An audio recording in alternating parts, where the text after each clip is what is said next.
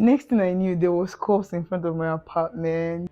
Anu called me and she was like, kiniko, ibule was standard one wine in school, kiniko, when you want me. At that point, I would just call Maureen and be like, I need help.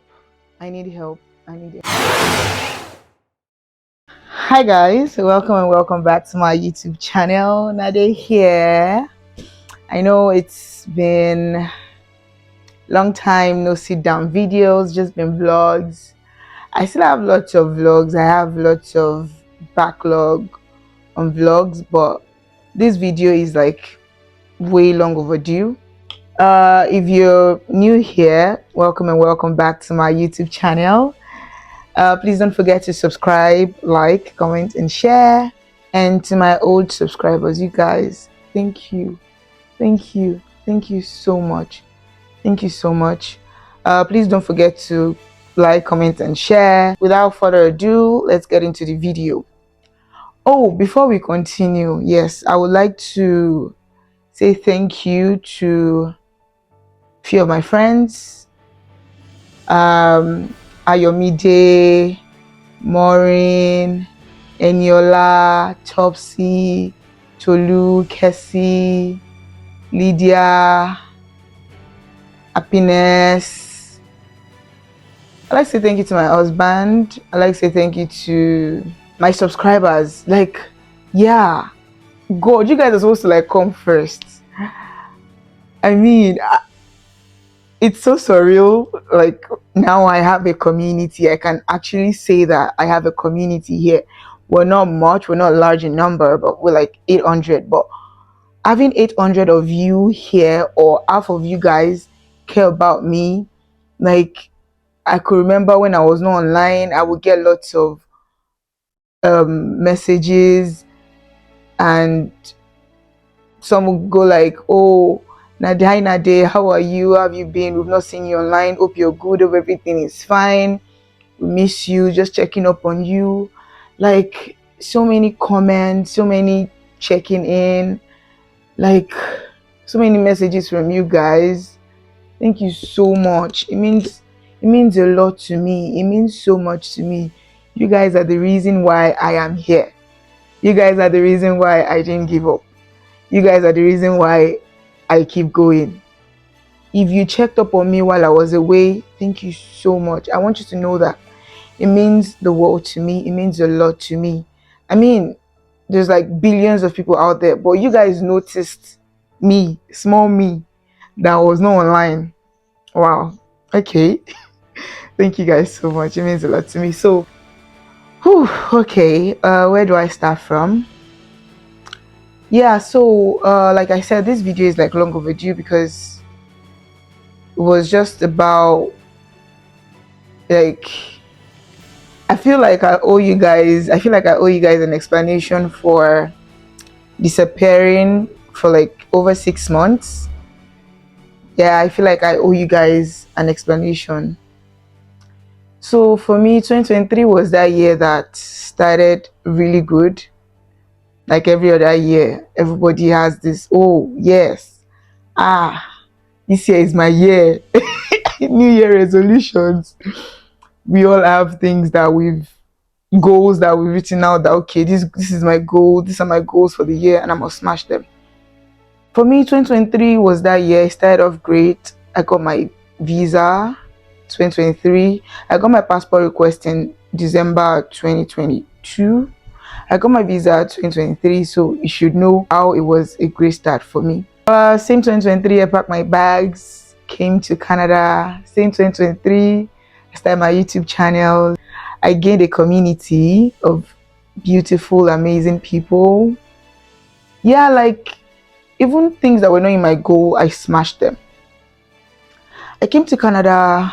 I was happy. I was excited. Okay, yeah, I'm in Canada now. I started vlogging. I was enjoying every bit of it, transitioning and everything. Everything was going fine. I was dropping my videos every week and all of that. I completed my first semester in August. Yeah, and it was really good. I got a job too, as I got a job like a week after I arrived in Canada, which was great too. I finished my first semester, which was spring summer. It was good. Grades were nice. Grades were excellent. Smashing everything. In August, I think everything started dawning on me. That transitional phase started dawning on me. I was feeling so down. I started feeling so down. I started like, I know I would usually, I'm the type of person that loves to go out. I love to hang out. I love to try new restaurants. And God blessed me with friends that supported this. Ayo would call me, even though I don't know how to drive. I don't have a car. I can't drive.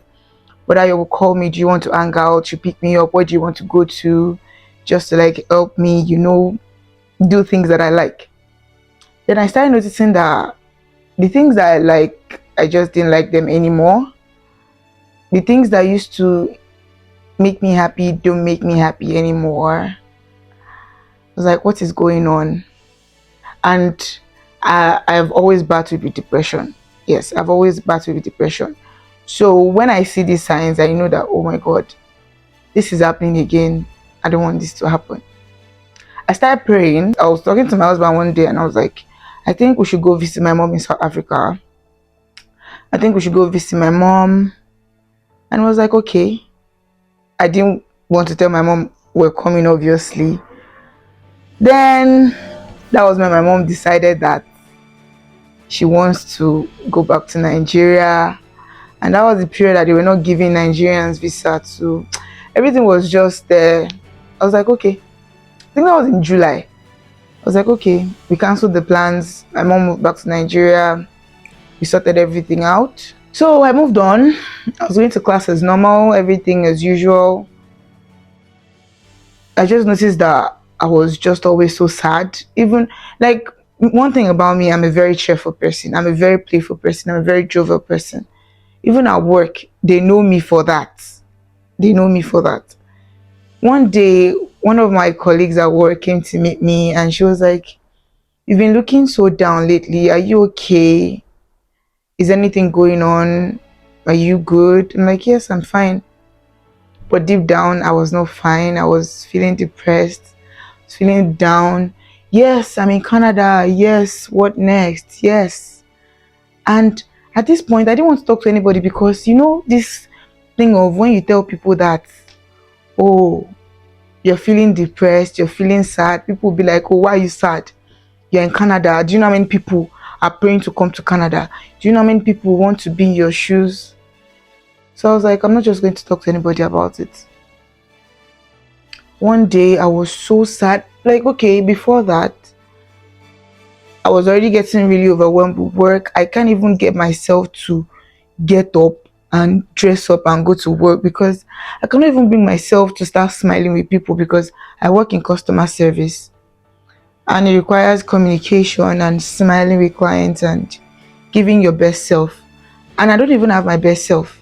So I didn't even see myself giving my best. So I had to take time off work. I took some time off. I told my manager I won't be able to come to work because I don't feel good.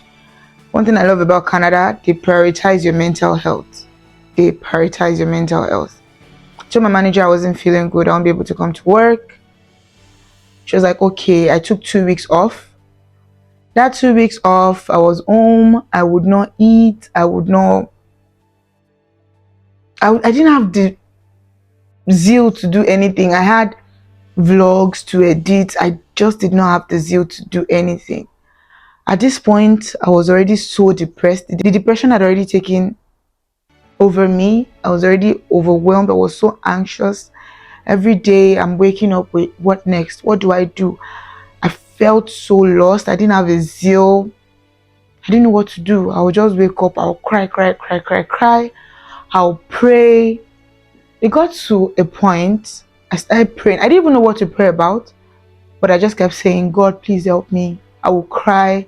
And the only words that could come out of my mouth is, God, please help me. God, please help me. God, please help me. Because at this point, I don't know if anyone can relate, but I was already having these thoughts in my head that just keep coming and kept saying, Just end it all. Just kill yourself. Just die. Just go. And oh my God, the voice was so loud in my head. It was so loud in my mind. It was so overwhelming. But the only thing I just kept saying was, God, please help me. God, please help me. God, please help me. So one day I reached out to my friend Maureen in Nigeria. I told her about what I was going through. I reached out to him like, I think it's happening again. I'm feeling so overwhelmed. I'm feeling so sad. I don't know what to do. I don't know what's wrong. If you ask me what's wrong with me, I don't know. I just feel so sad. I just feel so lost. I don't know what to do. I'm so sad. She was like, what's wrong? She tried to talk to me.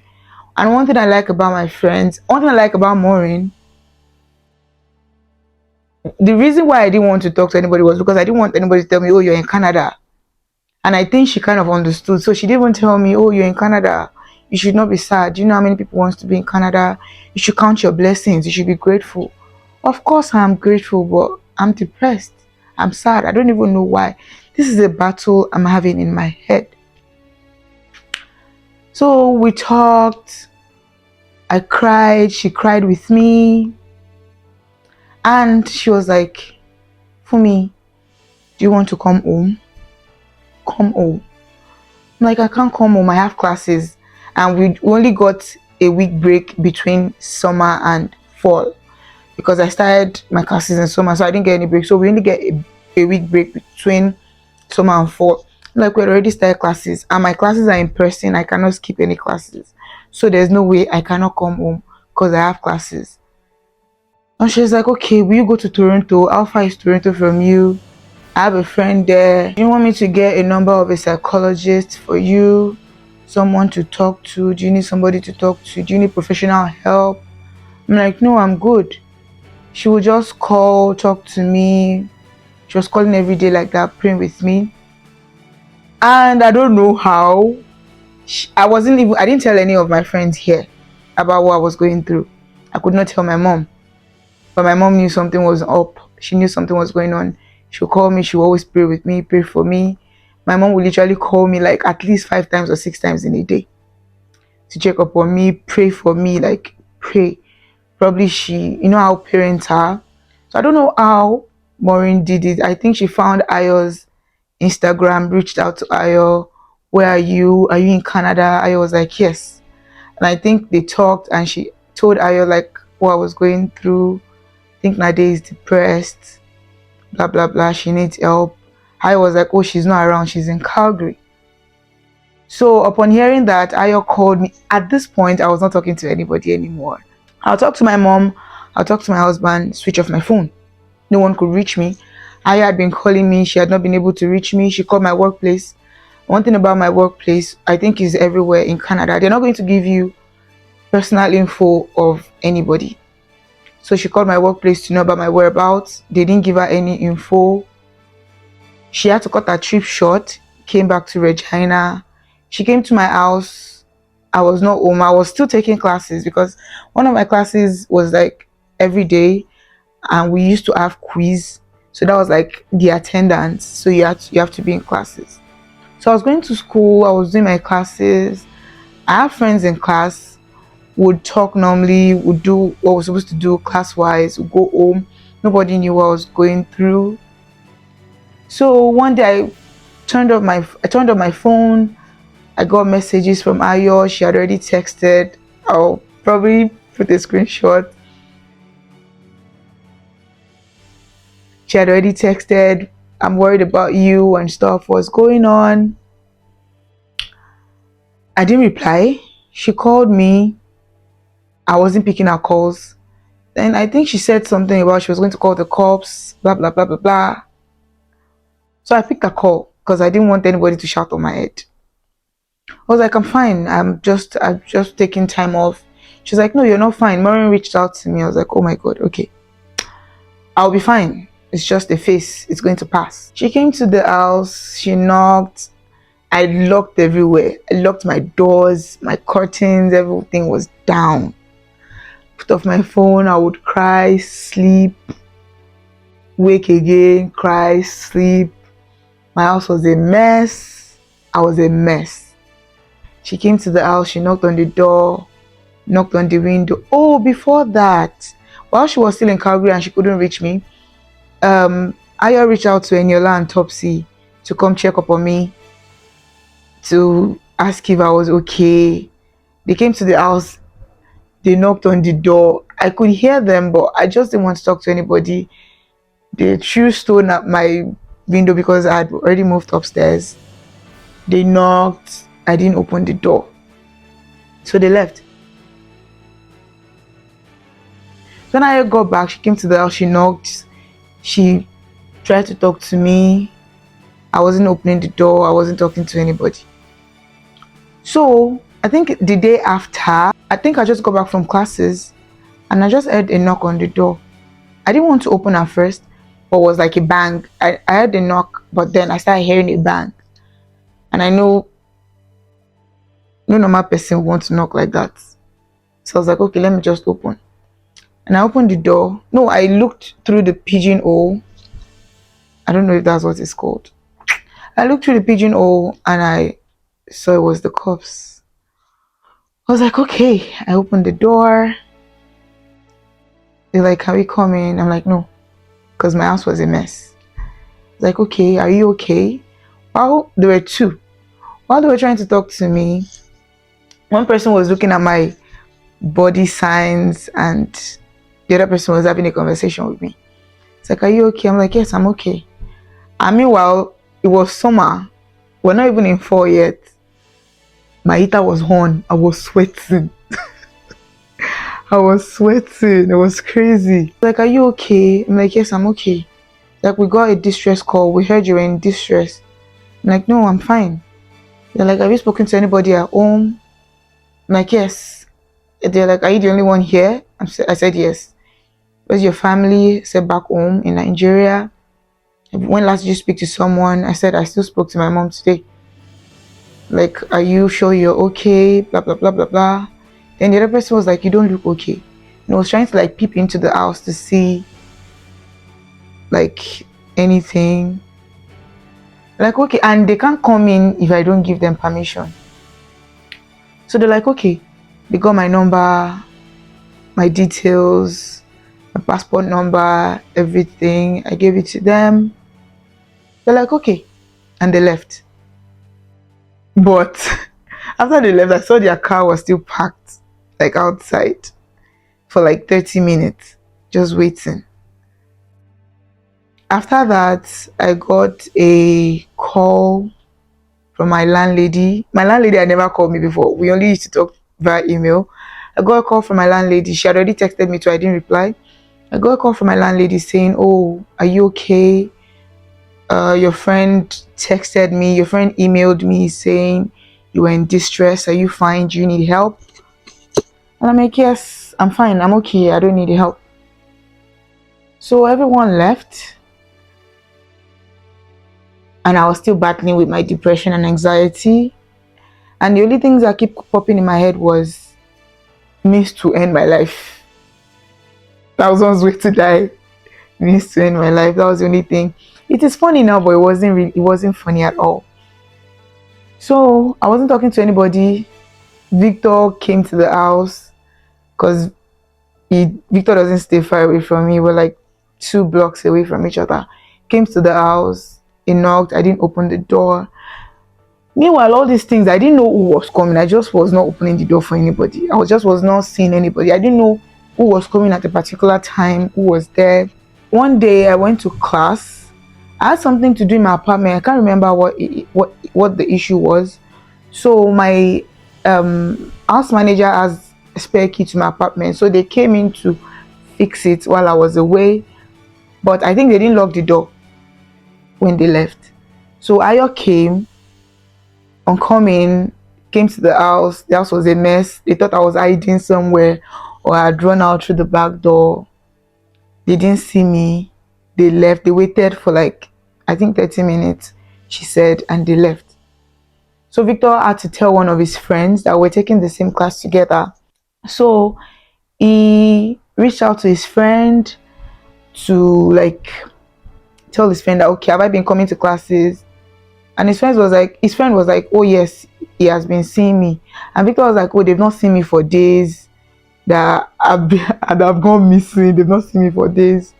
So that day I didn't go to class. I didn't go to class for like 4 days. So even my friends in class, they haven't seen me. So Victor's friend went to the front of the class, and this class was a very large class. Went to take excuse from the instructor and announced that, oh, she started showing everybody my picture, that they seen me, I'm probably missing, they've not seen me for days, I'm not picking calls, I'm not talking to anybody. And after that, one of my friends, she's like a sister to me, I know, she reached out to me. She was like, Sanade, Ibolewa. I picked her call. My phone was on, and I picked her call because we were taking the same classes. So I thought she probably had information about class to give me. She was like, oh, one more picture in what's class lane, you want one, you say they're looking for you. Where have you been? I'm like, oh, I'm fine. She was like, are you sure? She said, oh, I'm fine. I'm good. I'm okay. Don't worry about it. That went.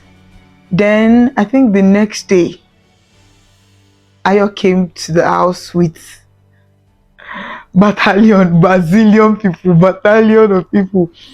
It was Ayo, Topsy, Pierre, Eniola, Kessie, Tolu,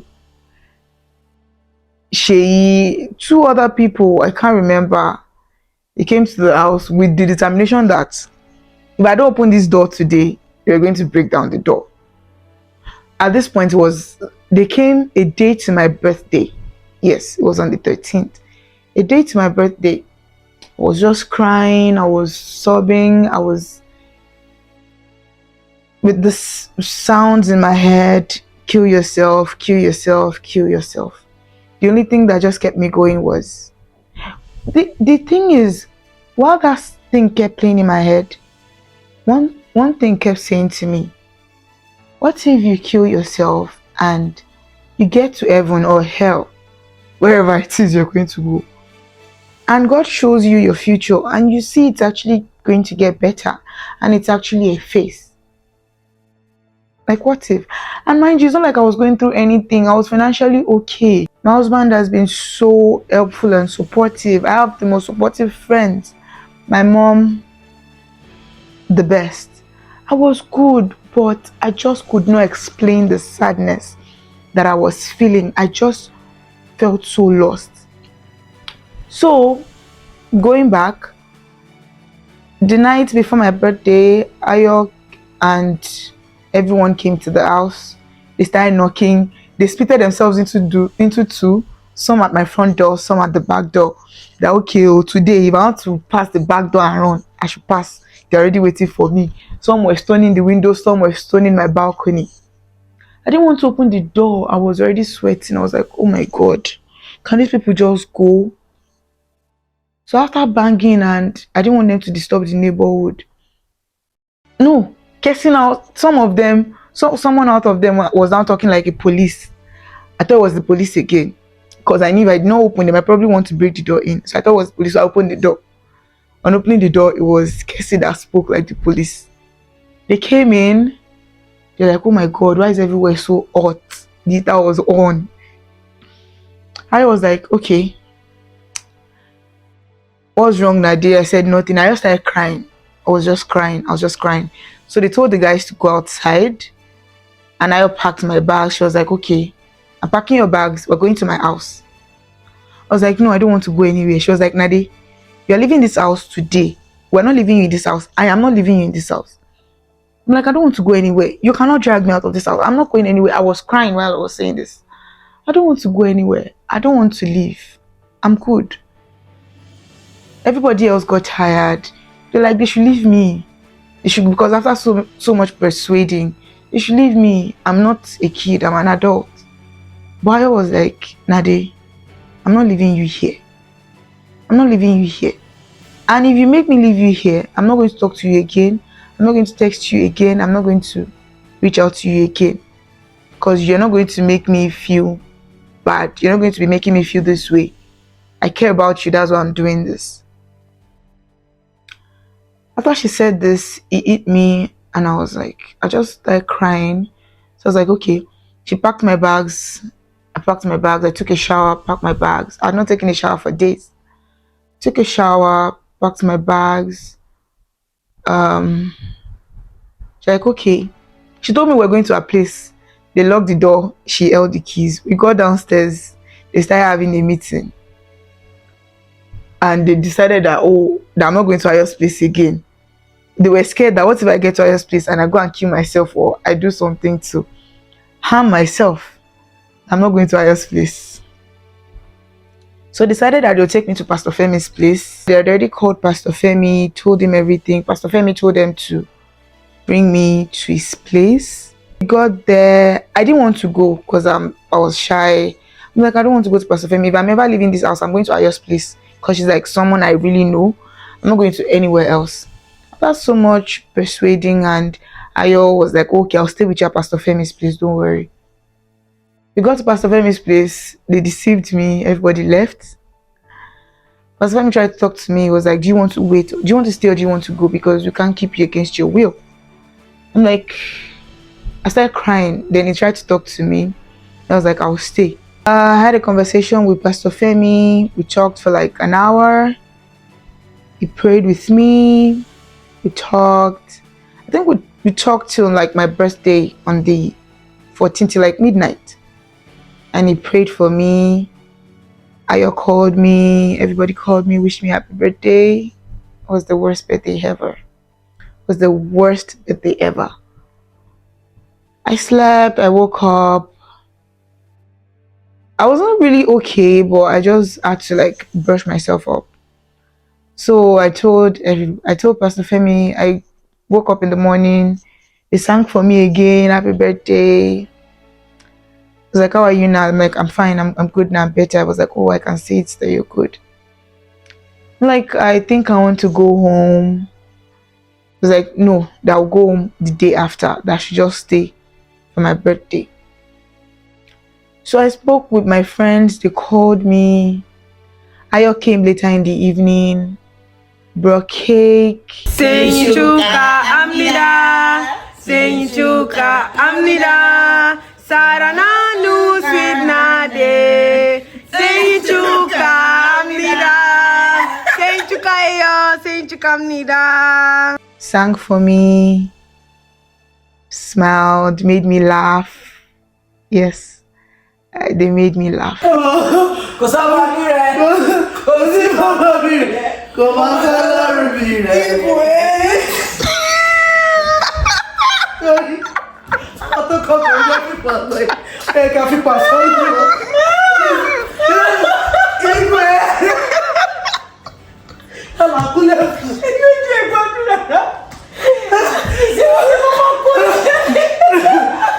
I like the way you So my birthday went. The following day I went home. I took a shower. I prayed. Spoke to my mom. Spoke to my husband. I spoke to my friends. We did like a group call. That's my friends back home, Maureen, Lydia, and Susan. We talked. We laughed. After the call, I prayed. And after I finished praying, I just said to myself, you need to get yourself up. You need to get yourself together. You have people that love you, and that is something that is not common. You have people that care about you in a land, in a place where you knew no one before you came to, where you had no family. You have people that genuinely care about you. And I'm like, you know what? The devil is a liar. And I said, devil, you are a liar. You are a liar. You're a liar. You're not going to take over. You're not going to win. I am going to win this battle. I'm going to win this battle. After that, I went to my laptop, put in K-drama series. K-drama is a comfort, I don't know, comfort genre of movie. God. I can't remember. I think it was King the Land. I can't remember. I watched it. I was enjoying it. I was laughing. I slept that day. I woke up the next morning, took a shower, went to work, smiled, I was good. Now, after that, it was not like the old depression thing went away overnight, but it was more of like a decision of I would not give in. I would not let this depression and anxiety win. I would not. I would not let it win. The devil will not have the last say. The reason for my old story all day was because I know that there's someone out there, you're probably new to Canada, and you're feeling overwhelmed. You don't know what to do. You don't have a job yet. You haven't made friends. It's lonely. You're sad. You're feeling down. I'm here to tell you that it's okay. I've been there. It's a crazy phase. It's a crazy feeling. Was I sad? Yes, I was sad. Did I feel like giving up? Yes, I felt like giving up. Did I give up? No. Did it get better? Yes, it got better. I found happiness again.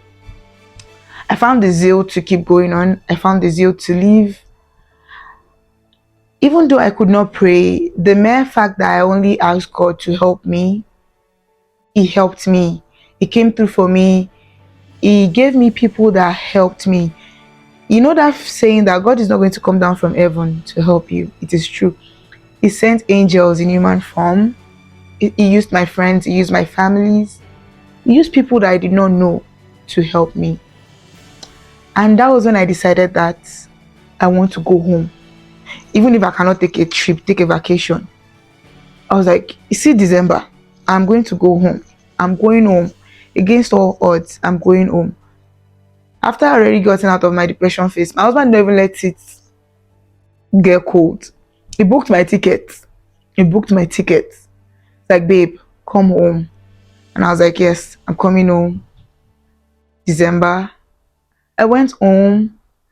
I got to Nigeria. When the plane landed and we got to the airport, the first air that I breathed was a breath of relief, the breath of welcome home. Saw my husband, saw my friends, saw my family. I got the best hugs. I spent valuable time, spent quality time with them. So in a nutshell, if you're feeling down, if you're feeling overwhelmed, if you're feeling okay, probably because things are not going the way you imagine, things are not going the way you want, I'm here to tell you that it's okay. I've been there, done that. I'm better now, and you can do the same.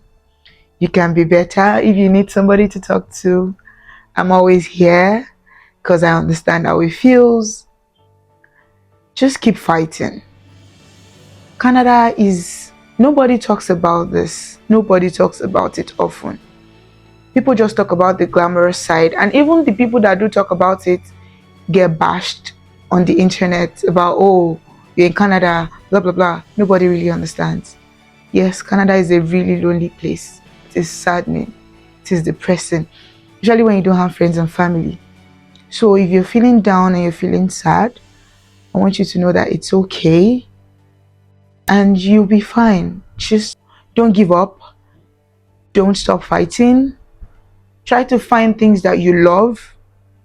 If you need somebody to talk to, somebody to pray with, I'm always here. And even if you don't know what to pray about, just ask God to help you. Talk to Him like your father. He's going to listen. He listens. He's always there. You just need to ask. So in a nutshell, 2023 for me was that year that started off good. It was going great, but was rough at some point. Was depressed, anxious, sad. But was also the year that I was able to find myself. I was able to find what I love to do. I'm still a work in progress. I'm still learning, but I'm better. I'm really, really better. So yeah, this is my story. And if you are feeling this way, I just want you to know that I love you and it is going to get better. Thank you so much for watching. If you stayed up until now and watched up until now, thank you so much for watching. If you're new here, don't forget to subscribe, like, comment, and share. And to my old subscribers, thank you all so much for the love. Thank you for always. And as usual, I love you guys so much. Bye.